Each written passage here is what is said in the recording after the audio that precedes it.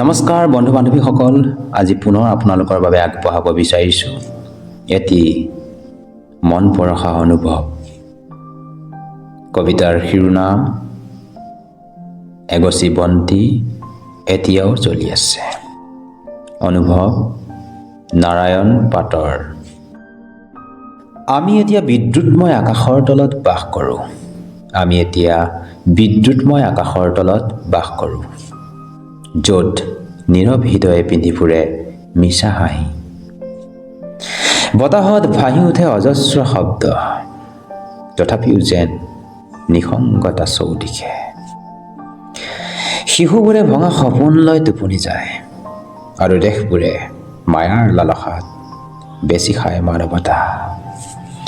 বেজাৰত শ্বাসৰুদ্ধ নদীবোৰ জ্বলি উঠে বন, তথাপিও আমি মানুহবোৰ অবুজ হৈ ৰওঁ।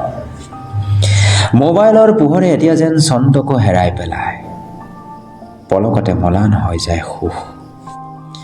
আমি যুদ্ধ, দুখ, ভয় সকলো স্ক্ৰল কৰি চাওঁ, শেষত বেদনাও যেন সাধাৰণ হৈ পৰে। সত্য এতিয়া দুৰ্বল পথিক, মিছা খবৰ আৰু প্ৰলোভনৰ মাজত হেৰাই যায়। দয়ালুতাই লাহে লাহে ফুচফুচাই কয়, নিজকে বচাই ৰাখিবলৈ চেষ্টা কৰে সদায়।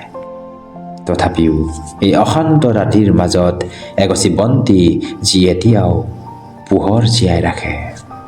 এখন হাত যি এতিয়াও আন এজনক উঠিবলৈ সহায় কৰে। আশা এতিয়াও মানুহৰ চকুত জীয়াই আছে। আশা এতিয়াও মানুহৰ চকুত জীয়াই আছে। সেয়ে আহা আমি হৃদয় খুলি কথা কওঁ পৃথিৱী ভাঙি পৰাৰ আগতে। কাৰণ আটাইতকৈ ভয়াৱহ সংকটৰ সময়তো মানুহৰ আত্মাই একেলগে পৃথিৱীক সুস্থ কৰিব পাৰে। পৃথিৱীক সুস্থ কৰিব পাৰে।